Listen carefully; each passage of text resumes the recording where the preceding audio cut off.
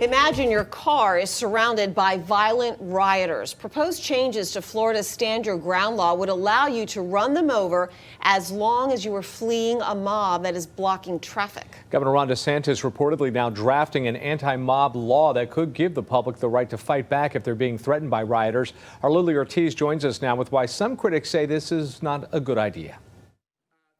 Governor Ron DeSantis has drafted a bill that critics say could have damaging consequences. According to the Miami Herald, the governor's so-called anti-mob legislation is an expansion of Florida's Stand Your Ground law, a law that means that you can't be charged for killing someone if you're in fear for your life. Those who oppose it say expanding the law could give armed people the legal right to fatally shoot suspected looters or anyone damaging a business. This new push is reportedly in response to police brutality protests that happened in Florida and across the nation this year. But some business owners here are against it.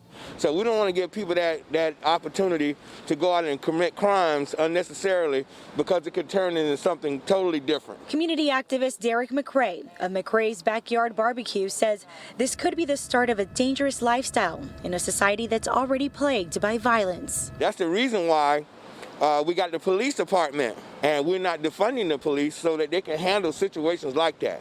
The Miami Herald also says the legislation would make it a third-degree felony to block traffic during protests, give immunity to drivers who claim to unintentionally hurt or kill protesters blocking traffic, and withhold state funds from cities that cut police budgets. Longtime criminal defense attorney Greg Lerman has handled Stand Your Ground cases before. Basically looking like the Wild West. I don't think this law should be passed. I think this is a dangerous law. I think this law doesn't lead to peace in the streets. I think this law leads to lawlessness. He calls it a danger for those practicing their First Amendment rights of free speech.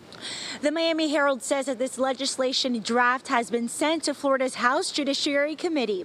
In downtown West Palm Beach, I'm Lily Ortiz, CBS 12 News.